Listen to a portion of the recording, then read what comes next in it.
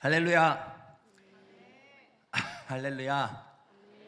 반갑습니다, 여러분. 오늘도 우리 제야임 청소년부 예배에 오신 여러분을 진심으로 환영하고 축복합니다. 오늘도 우리가 우리 발로 이 예배 자리에 나온 것 같지만 하나님께서 여러분 한 사람 한 사람을 초대해 주신 줄로 믿습니다. 하나님이 여러분 불러주시지 않으면 우리가 나올 수 없습니다. 그리고 우리 주님께서 여러분에게 꼭 필요한 말씀을 오늘 주실 줄로 믿습니다.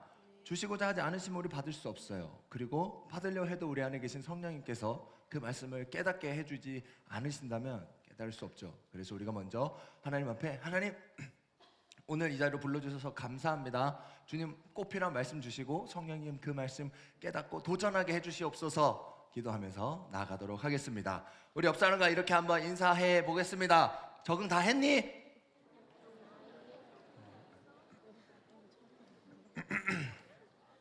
목이 조금 간 것 같은데. 좋아요. 적응 다 했니? 적응 다 하셨습니까, 여러분? 새 학기 새로운 학교로 올라간 우리 1학년 친구들은 학교에 적응을 좀 했나요? 새로운 반의 선생님 혹은 친구들은 좀 적응했나요? 나는 아직도 친구를 한 사람도 사귀지 못했다. 손 내리세요. 그래, 우리 다 같은 처지입니다. 여러분 친구 없이 살 수 있을 것 같아요? 어때요?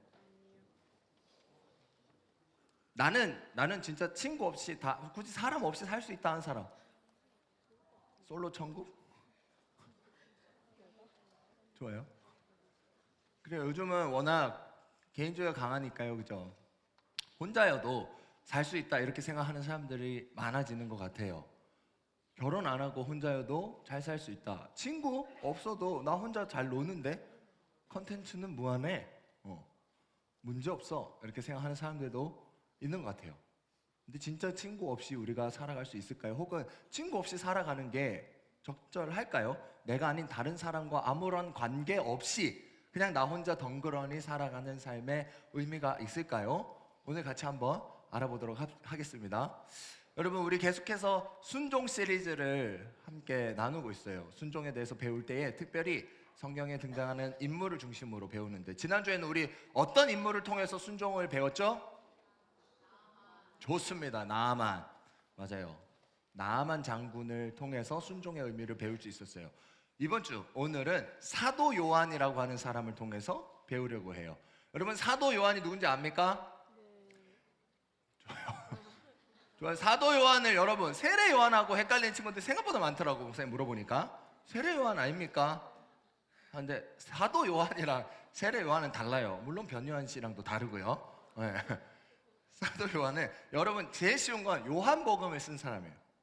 요한복음을 쓴 사람이 사도 요한이에요. 세례 요한이 요한복음 쓴 게 아니에요.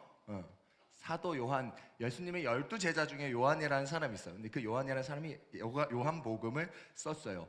여러분 예수님의 제자가 12명이 있어요. 우리가 다 알지 못해도 누구 제일 잘 알아요? 그렇지, 베드로. 예수님이 제자 12명 중에 특별히 아껴서 1번으로 누군가를 꼽는다고 하면, 물론 그러실 분은 아니시지만 만약에 한 사람 꼽는다 그러면 누굴 꼽을 것 같아요? 맞아요. 베드로가 1번일 것 같아요. 근데 여러분 그러면 2번은 누굴 것 같아요? 좋아요. 눈치가 빠르네요. 좋아요. 2번 그러면 누구지? 베드로는 잘 알겠는데 2번 누군지 모르겠다 싶죠? 2번이 바울. 바울도 제자긴 한데 예수님의 사도이긴 한데, 사도 바울도 12제자에 들어가진 않죠. 사도 바울이 12제자 중에 2번을 꼽으라고 하면 사도 요한이에요. 사도 바울 얘기 잘해줬어요. 사도 바울이 갈라디아에서 베드로와 요한을 뭐라고 얘기하냐면 우리 교회의 두 기둥이라고 표현해요. 그러니까 그만큼 이 초대교회 당시에 베드로와 요한이 이 그리스도교 교회를 든든히 버티게 하는 큰 제자들이었다는 거예요. 사도 요한은요 세베대라고 하는 아저씨의 아들이에요. 근데 이 세베대 아저씨는 성경에 집에 종이 있는 사람이에요. 그러니까 사도 요한은 금수저죠. 그렇게 막 어려움 없는 좋은 집안의 사람이에요. 형은 야고보와 요한, 세베대의 두 아들이에요. 근데 원래는 이제 금수저라 남부러울 거 없이 그냥 살면 되는데, 업으로 그냥 살면 되는데 세례 요한의 제자였어요. 사도 요한. 세례 요한이랑 다른 사람인데 세례 요한의 제자였거든요. 아마도 그의 마음에 하나님을 향한 혹은 우리나라 이스라엘을 향한 뜨거운 마음이 있었던 것 같아요. 그래서 세례 요한을 따랐어요. 그러다 예수님을 만났어요. 예수님이 그물을 버려두고 나를 따르라 했을 때 사도 요한이 그물을 바로 버리고 예수님을 따를 정도로 사도 요한은 아주 뜨거운 사람이었어요. 그리고 예수님을 따라서 열심히 나아갈 때 예수님께서 우레의 아들, 천둥의 아들이라는 별명을 붙여줄 정도로 화끈한 사람이었어요. 사마리아 땅에 들어갔는데 예수님이 이게 사마리아 땅으로 갔어요. 근데 사마리아 사람들이 예수님을 거부하는 거야. 오지 마십시오. 거부하니까 사도 요한이 화가 나가지고 주님, 여기에 불을 내리라고 명령하시면 어떻겠습니까? 이렇게 말할 정도로 아주 뜨거운 사람. 하지만 그만큼 예수님에 대한 충성심이 대단했어요. 그래서 실제로 예수님이랑 함께 다니는 3년 동안에도 3명의 제자를 꼽으라고 하면 12명 중에 가장 중요한 3명을 뽑으라고 하면 항상 요한이 들어갔어요. 그렇게 3년을 예수님과 함께 합니다. 처음 마음은 사도 요한도 그냥 뜨거웠을지 몰라요. 그런데 3년을 지나고 나니 예수님이 어때요? 인기가 엄청나게 올라갔어요. 이 이스라엘 땅에 예수님은 정말 지금 완전 메시아, 정말 다시 오실 그분이 이분인가 할 정도의 분위기가 엄청 뜨거워졌어요. 놀라운 기적들이 막 일어나니까요. 그런 예수님 바로 곁에 거의 2인자, 3인자처럼 다녔던 요한이니까 얼마나 으쓱했겠어요. 그렇게 3년이 지나서 예수님께서 이제 드디어 내가 예루살렘으로 올라가겠다 말씀하시는 거예요. 그때 제자들은 어떻게 생각했느냐? 아, 예수님이 십자가에 못 박혀 죽으러 가시는구나 라고 생각했을까요? 아니에요. 예수님이 드디어 제대로 이제 활동하시는구나. 지금까지는 그냥 제야의 고수처럼 여기저기 활동하셨지만 이제 드디어 본진으로 쳐들어가서 나라를 딱 새로운 이스라엘을 세우고 로마도 무찌르고 이제 다윗의 그 영광, 옛 우리의 선조 다윗의 영광을 다시 회복하시려고 하시는구나 라고 하는, 이제 내 예루살렘으로 가겠다 했을 때 오늘 본문의 이야기가 등장해요. 자, 마태복음 20장 20절에서 21절 말씀 우리 다 같이 한번 읽어보도록 하겠습니다. 시작. 그때에 세베대의 아들의 어머니가 그 아들들을 데리고 예수께 와서 절하며 무엇을 구하니 예수께서 이르시되 무엇을 원하느냐 이르되 나의 이 두 아들을 주의 나라에서 하나는 주의 우편에 하나는 주의 좌편에 앉게 명하소서. 아멘. 자, 이제 예수님 본격적으로 예루살렘 올라갑니다. 그랬더니 요한과 형 야고보가 어머니 살로메와 함께 예수님을 찾아가서 예수님한테 이렇게 부탁을 하는 거예요. 주님의 나라가 세워질 때 주님의 왼팔, 오른팔은 우리 두 아들 야고보와 요한이 되게 해 주시옵소서. 어려운 말 청탁이라고 이렇게 부탁을 한 거예요. 여러분, 요한과 야고보는 왜 굳이 엄마를 데리고 왔을까? 자기들 얘기해도 되잖아. 예수님하고 친하잖아요. 근데 왜 굳이 엄마를 데려갔을까요? 그러니까 요한의 어머니는 살로메인데 이 살로메라고 하는 사람은 학자들이 추측하기로는 예수님의 어머니 마리아와 자매지간이었을 거라고 추측해요. 쉽게 말하면 이 사도 요한의 엄마는 예수님의 이모인 거야. 알겠죠? 사도 요한의 엄마는 지금 우리 두 아들 데리고 예수님한테 가서 부탁하는 이 엄마는 예수님 입장에서는 누구다? 이모님, 우리 이모야. 엄마 형제. 그러니까 요한이 야고보랑 꾀를 낸 거지. 자기들이 부탁하는 것보다 예수님 입장에서 이모가 와가지고 부탁하면 훨씬 더 잘 들어줄 것 같잖아. 인맥을 이용한 거지. 엄마 찬스라는 가게가 있더라고. 반찬 가게. 엄마의 찬들, 반찬들. 근데 그 엄마 반찬이 아니고, 여러분 엄마 찬스 알죠? 아빠 찬스 알고, 그죠? 우리 시대도 이런 일들이 많이 있잖아요. 예를 들어 힘 있는 정치인이 자기 아들이 군대를 가는데 좋은 곳에 보내려고 카투사 같은 데 이렇게 쓱 넣어달라고 청탁을 해서 보낸다든지, 혹은 내 자녀가 의사가 되면 좋겠다 생각해서 없는 것들을 꾸며서 부정한 방법으로 의사를 쓱 만들어주는 그런 부모 찬스. 어때요, 여러분? 이게 옳을까요? 틀릴까요? 그래요. 여러분들은 어때요? 자, 여러분 만약에 뭐 결국 그럴 일이 사실 지금 없다고 저는 생각하지만 만약에 여러분들의 엄마가 서울대학교 총장님이나 뭐 이사장님이나 되게 친한 거예요. 그래서 여러분을 아무런 조건 없이 서울대학교에 입학시켜 줄 수 있다 하면 나는 서울대학교에 입학하겠다 하는 사람들은 손을 들어주세요. 좋습니다. 아이고, 야, 서울대학교의 힘이 이렇게, 내가 앞에 이야기한 게 뭐가 되지? 좋아요. 그만큼 좋아요. 솔직하게 얘기해 주세요. 그만큼 유혹적이잖아. 그죠? 그렇게 할 수만 있다면. 근데 이게 맞을까요? 틀릴까요? 틀리죠. 잘못된 거죠. 그죠? 여러분, 인맥이 나쁜 건 아니에요.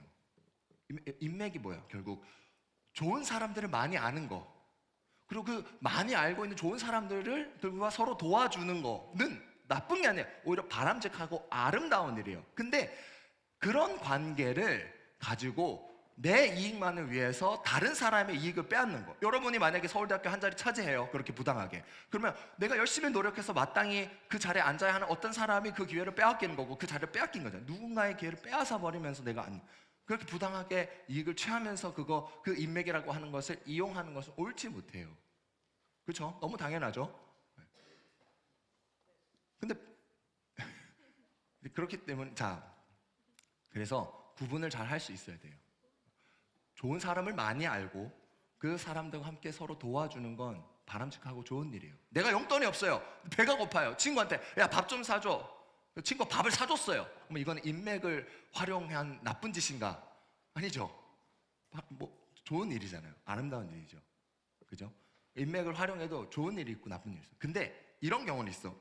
그렇게 서로 도와주는 관계인데도 어떤 도움은 좀 안 좋은 경우도 있어요. 어떤 느낌이냐?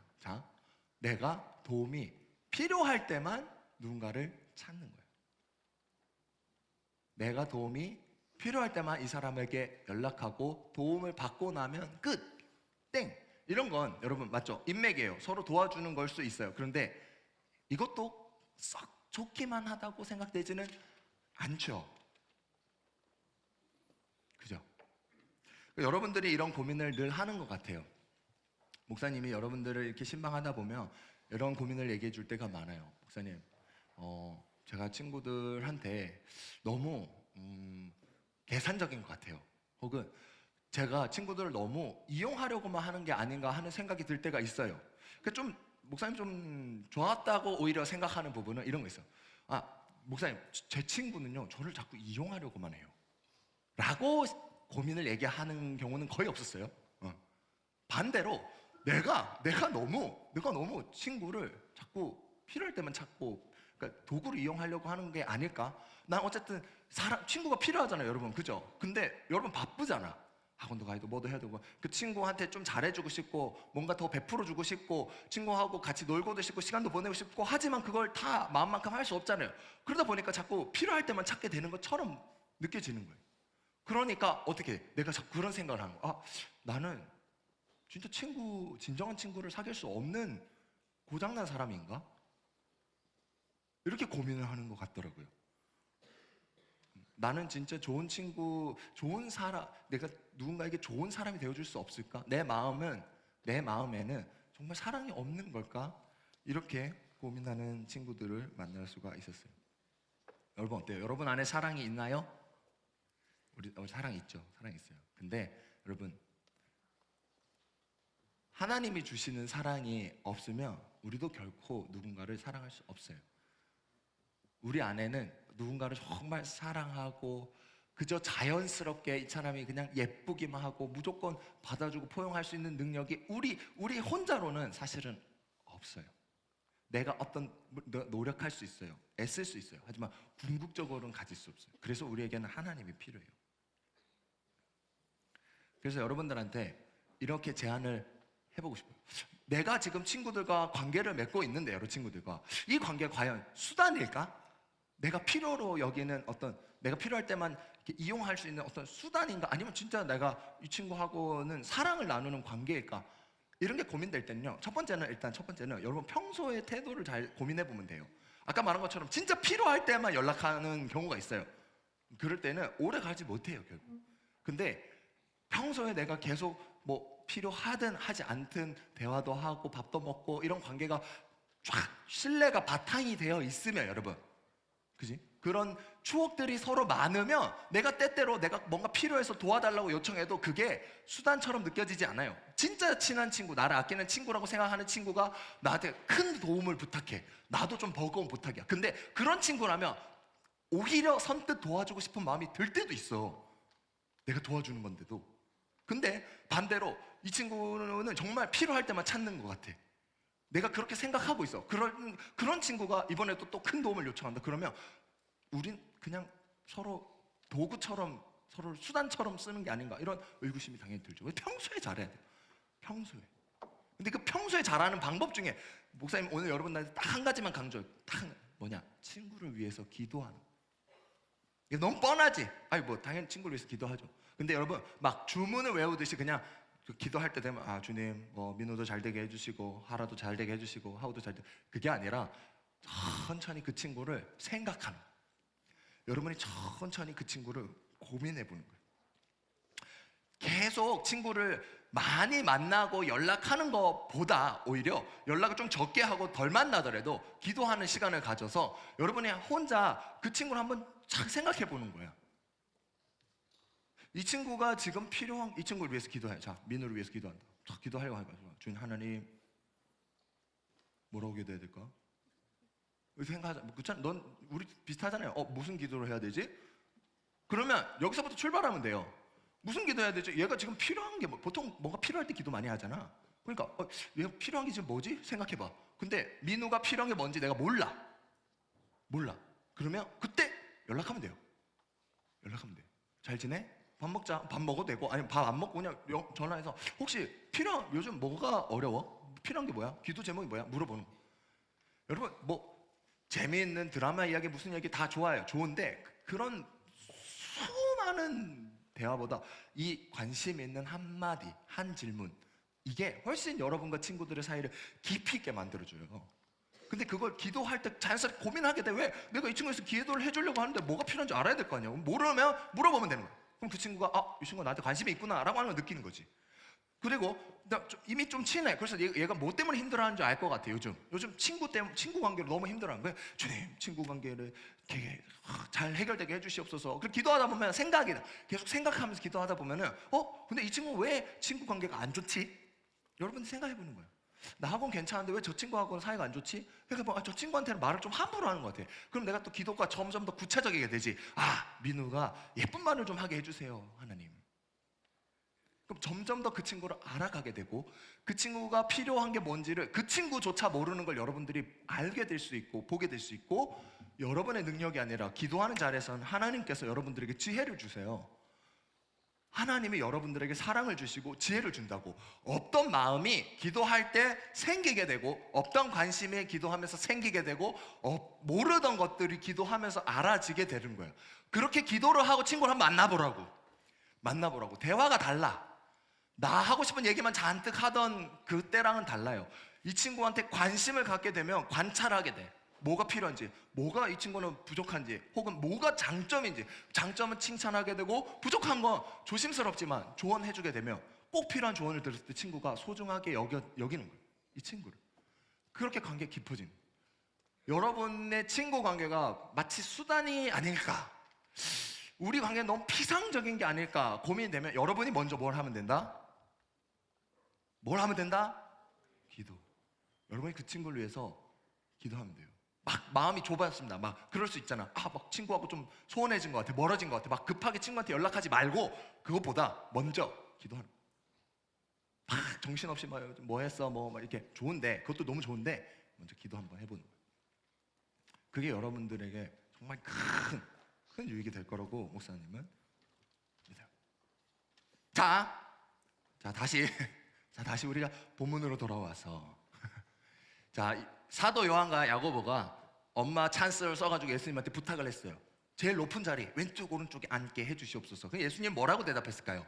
그래, 너희가 앉아라 했을까요? 아니에요. 예수님께서는 이렇게 물으세요. 너희가 내가 마시려는 잔을 마실 수 있니? 이 자리가 뭔지 아니? 이렇게 물은 거예요. 알까요? 모를까요? 몰랐어요. 목사님이래. 예수님, 당연히 마실 수 있습니다. 할 수 있습니다. 이렇게 합니다. 그러니까 예수님이 대답하죠. 그래, 너희들이 그 잔을 정말 마실 거야. 너희 두 친구는 정말 그 잔을 마실 거야. 하지만 내 옆자리에 앉는 건 하나님이 결정하는 것이지 내가 결정하는 게 아니야. 이렇게 얘기가 됐어요. 근데 여기까지 얘기가 잘 마무리된 것 같잖아. 근데 누가 일어났느냐? 나머지 10 제자들이 일어난 거야. 왜냐? 저 요한과 야고보가 지금까지 계속 균형을 이루고 있었어. 이 12명이. 이게 참 무서운 것 같아. 봐봐요. 예수님께서 사실 이전에 이미 12 제자한테는 뭐라고 얘기한지 알아요? 예수님이 이미 이런 얘기를 했어. 너희를 위한 12개 보좌는 이미 마련되어 있다고 얘기해 주셨어요. 그런데도 제자들은 봐봐, 정말 새로운 나라가 세워져. 근데 그 중에 내가 이미 12등 안에 들어가는 거야. 그럼 이걸로 너무 충분하잖아. 근데도 12명은 누가 더 큰지를 계속 싸워요. 성경에 계속 나와. 계속 싸워.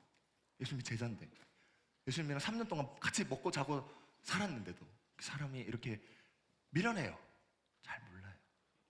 그래서 나머지 10명이 화가 난 거야. 왜 엄마 찬스 써가지고 너네가 앞질러 가려고 하냐고. 막 싸우는 거야. 그러니까 예수님이 이제 개입을 하신 거야. 답이 없구나. 사람 진짜 답이 없구나 하시고 개입하셔서 이렇게 말씀을 하세요. 마태복음 20장 25절에서 27절 말씀입니다. 우리 같이 한번 읽어보도록 하겠습니다. 시작. 예수께서 제자들을 불러다가 이르시되 이방인의 집권자들이 그들을 임의로 주관하고 그 고관들이 그들에게 권세를 부리는 줄을 너희가 알거니와 너희 중에는 그렇지 않아야 하나니 너희 중에 누구든지 크고자 하는 자는 너희를 섬기는 자가 되고 너희 중에 누구든지 으뜸이 되고자 하는 자는 너희의 종이 되어야 하리라. 아멘. 예수님이 그렇게 싸우고 있는 제자들한테 얘기해요. 서로 누가 더 높은 자리에 앉을지를 놓고 싸우잖아요. 그러니까 얘들아, 높은 자리에 앉아있는 세상 사람들을 봐라. 세상에서 높다 하는 자리에 앉아있는 사람들은 어떻게 하니? 다 아랫사람들을 종처럼 부리려고 하고 내가 주인처럼 되려고 해. 밑에 있는 사람들 전부 수단처럼 이용하려고만 한다는, 암묵적으로 물으시는 거죠. 혹시 너희도 그런 이유로 높은 자리에 앉고자 하니? 그런데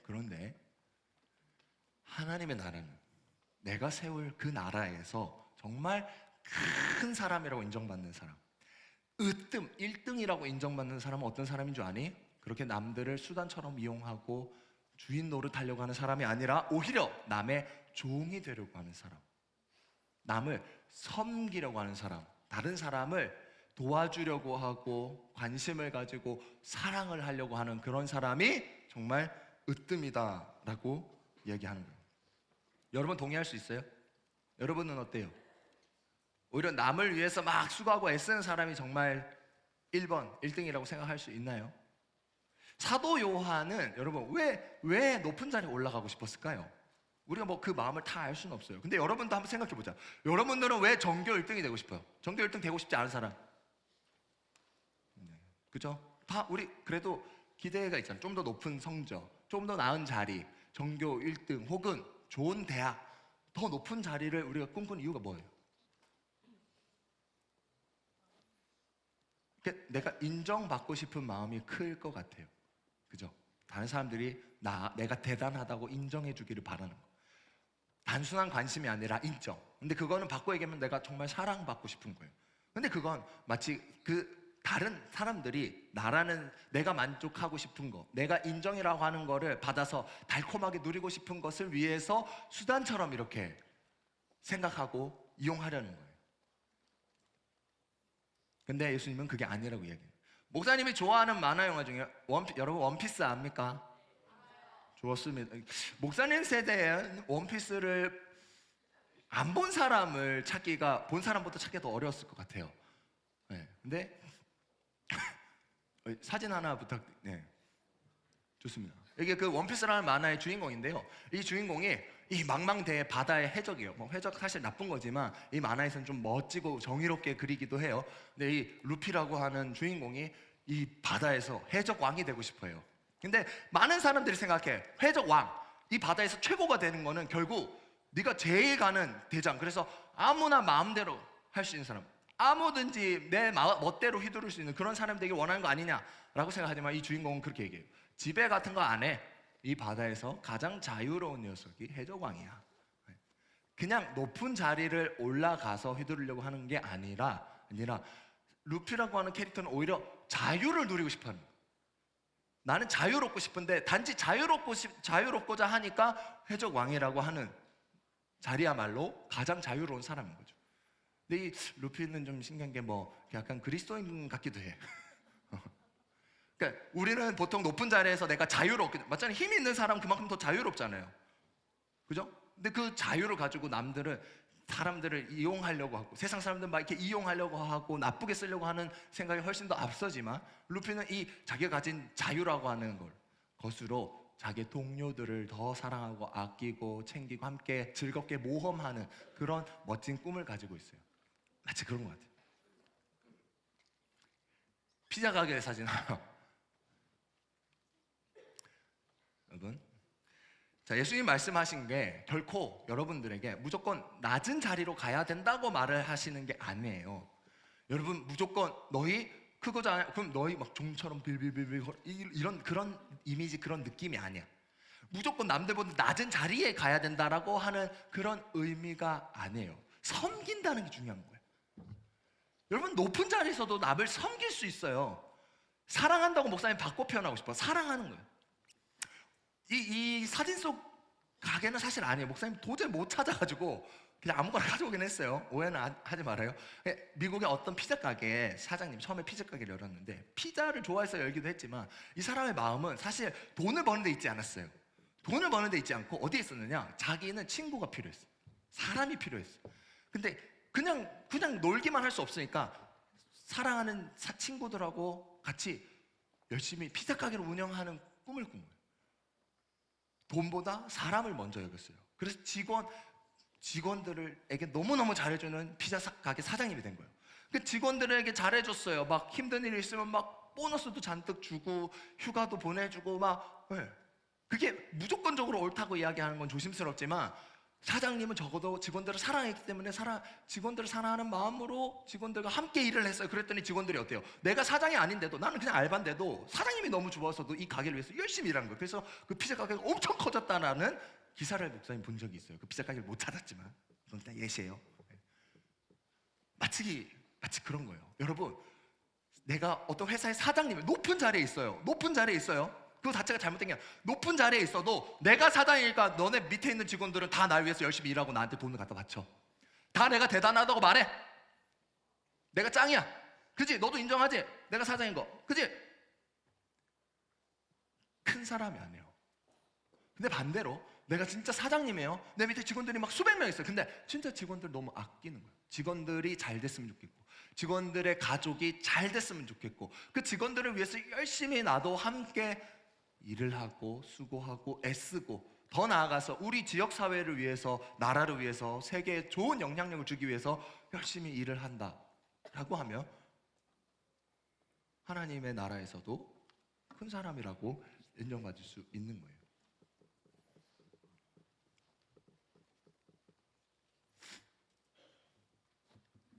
그래서 여러분들이 오해하지는 않았으면 좋겠어요. 예수님이 하신 이 말씀이 반드시 여러분의 자리가 낮아져야만 한다는 것은 아니에요. 하지만 여러분의 마음은 분명히 낮아질 필요가 있어요.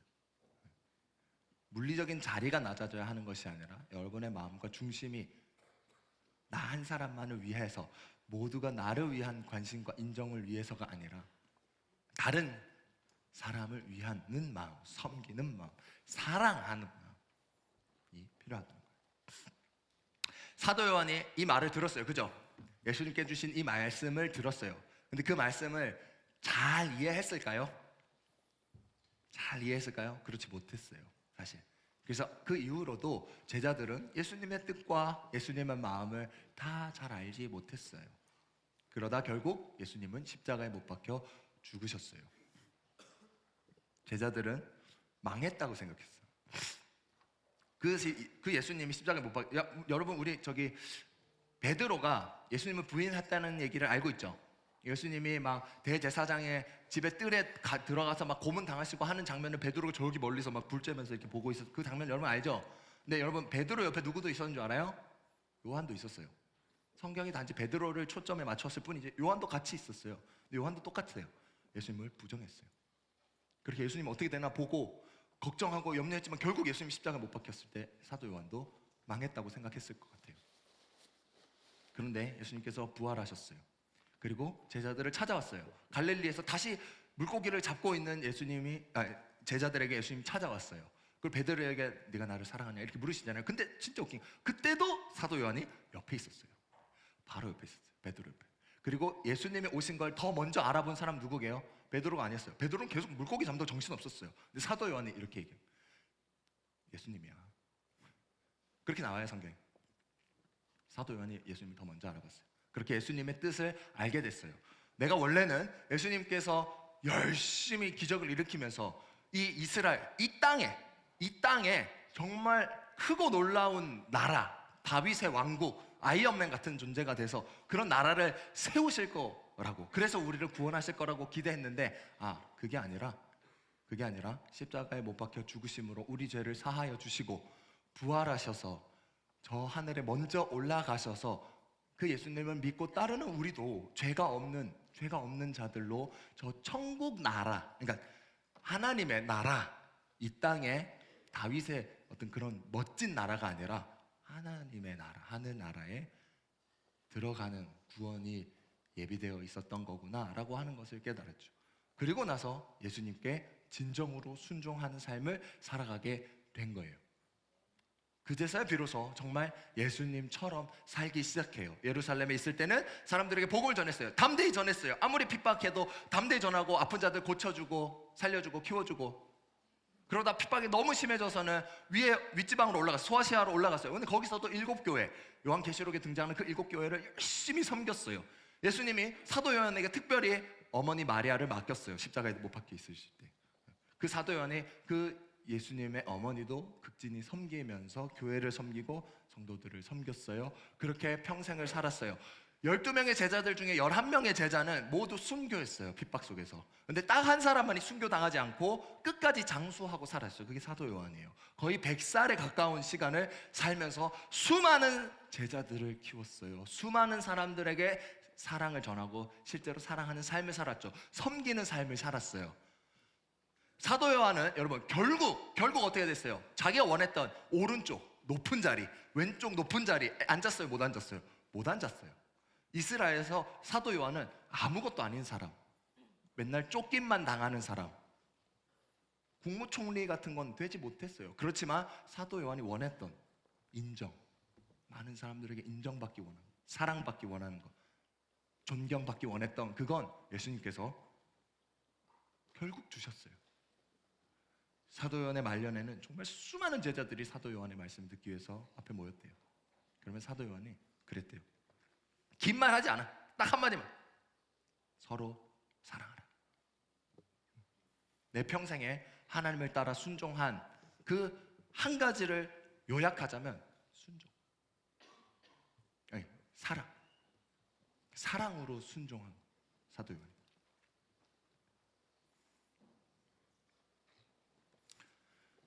여러분, 그래서 목사님이 오늘 여러분들에게 이야기하고 싶은 순종은 조금 빡빡하게 이야기하긴 했는데 순종은 사랑이에요. 여러분, 순순히 따른다는 거거든요. 순순히 뭘 따라요? 예수님을 따르죠. 예수님을 따르면 어떤 모습이 나타날까요? 예수님이 보여주신 모습은 뭐죠? 기적인가요?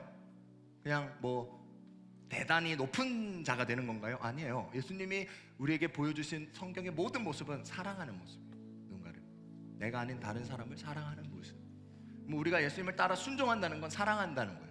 여러분, 우리가 순종 이야기하면 거룩을 먼저 고민할 때가 있어요. 말씀 열심히 봐야지, 기도 열심히 해야지, 그게 순종이라고 생각하잖아. 하나님 율법 어기면 안 되지, 나쁜 짓 하면 안 되지, 죄 지으면 안 되지. 맞아요, 중요해요, 필요해요. 그것도 순종이에요. 근데 그건 여러분 길목이에요. 예수님이 정말 원하시는 곳으로 나가기 위해 필요한 길목이에요. 여러분들이 거룩해진 여러분들을 통해서 하나님께서 일하시는 거예요. 여러분, 거룩해지면 여러분들이 전신갑주를 입어요. 막 멋진 갑옷들을 차게 돼요. 여러분, 열심히 말씀 보고 기도하고 갑옷은 찼어요. 검도 찼어요. 장비가 다 갖춰졌어. 근데 집에만 있어. 멋지게 장비를 차리고 집에 가만히 있어. 나는 천국에 가죠. 안전하니까 나는 천국에 가죠. 근데 하나님께서 기대하시는 건 여러분, 하나님께서 여러분들의 기대하는 순종은 거기에서 한 걸음 더 나가요. 문을 열고 내가 아닌 다른 사람에게로 나아가야 돼요. 다른 사람을 사랑하는 자리로 나아가야 돼요. 여러분, 그래서 친구가 없이도 살 수 있냐고 목사님 처음에 질문했었어요. 여러분, 친구가 없이 살 수 있을지 몰라도요, 친구가 없이, 내가 아닌 다른 사람이 없이 순종할 수는 없어요. 내가 아닌 다른 사람이 없이는 여러분들 결코 순종할 수 없어요. 순종하고 싶어도 하나님께. 왜냐? 그 사람을 사랑하는 게 궁극적인 우리의 순종이니까요. 마태복음 20장 28절이에요. 예수님께서 오늘 본문의 마지막으로 얘기하시는 거죠. 예수님께서는, 띄워주세요. 사도 요한과 야고보가 더 높은 자리에 앉고자 막 예수님한테 부탁했을 때 뭘로 대답하냐? 내가 온 이유로 대답해요. 너희가 높아지고 싶어? 내가 이 땅에 온 이유를 알려줄게. 이유로 답을 하세요. 그게 뭐냐? 인자가 온 것은 섬김을 받으려 함이 아니라 도리어 섬기려 하고 자기 목숨을 많은 사람의 대속물로 주려 함이니라. 네. 그리고 요한복음 20장 21절,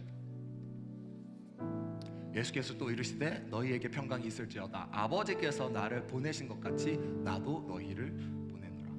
예수님이 아버지의 명령을 따라 이 땅에 오셨어요. 근데 그건 여러분, 예수님이 내가 높아지고 내가 대단한 사람이 되어서 많은 사람들이 나를 존경하고 인정하고 사랑하는 걸 받으려고 오신 게 아니라 내가 먼저 그들에게 그것을 주기 위해서 오셨어요. 그리고 그런 이유로 온 내 이유와 똑같은 이유로 나도 너희들을 보낸다, 이 땅에.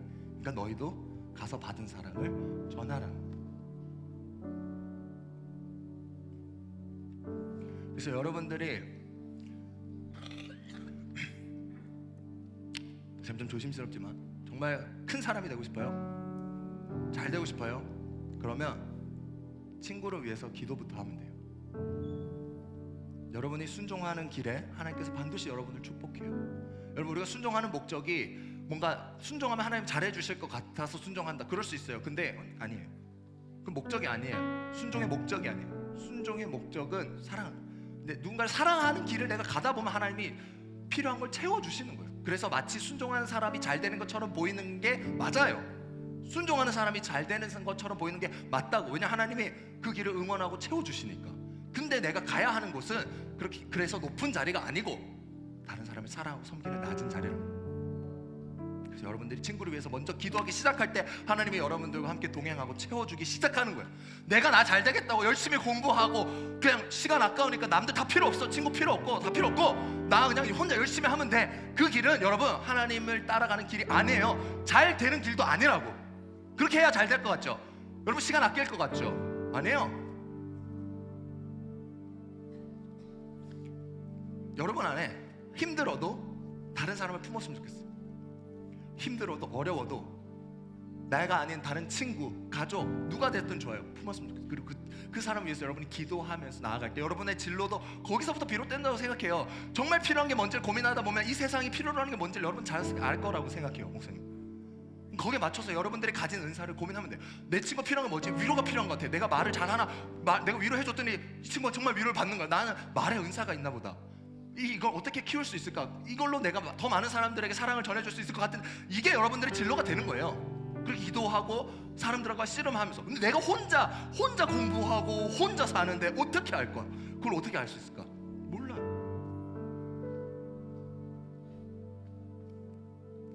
그래서 목사님이 여러분들에게 도전해요. 여러분 힘들어도 여러분 안에 다른 사람을 꼭 한 사람 품어요. 목사님이 언젠가 그런 조언을 한 적 있어요. 정말 어려운 일을 잔뜩, 일상에 막 돈 문제, 사람 문제, 막 이렇게 어려운 일을 겪고 있는 어떤 집사님이 목사님한테 이렇게 신방을 요청해서 조언을 구했어요. 근데 목사님 뭐라고 얘기한 줄 알아요? 진짜 터무니없이 목사님이, 집사님, 아는 사람 전도하기 위해서 기도하고 노력 한번 해보시죠. 어떤 사람, 집사님 아는 어떤 사람을 전도하기 위해서 기도하고 한번 애써보세요. 그러면요, 집사님, 하나님이 집사님의 그 일을 응원하시기 위해서 집사님을 가로막는 많은 일들을 덜어주실 거예요. 여러분 가고자 하는 순종의 방향, 사랑의 방향이 명확하면요, 여러분 두려워하지 않을 수 있어요. 걱정하지 않을 수 있어요. 그렇게 목사님도 여러분도 사랑의 길, 곧 순종의 길을 같이 걸어가면 좋겠습니다.